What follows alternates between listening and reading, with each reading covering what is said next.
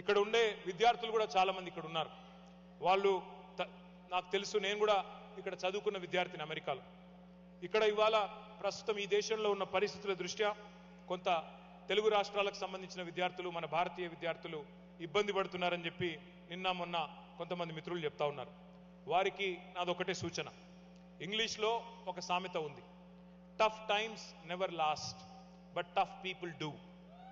ఈ ఇబ్బందులన్నీ కూడా తాత్కాలికం. మీ అమ్మా నాన్నలు ఎన్నో ఆశలతో మీ తల్లిదండ్రులు మిమ్మల్ని ఇక్కడికి పంపారు. ఇలాంటి సమస్యలు వచ్చినప్పుడే గుండె నిబ్బరంతో ఉండాలి. మీకు అండగా బీఆర్ఎస్ ఉంటుంది.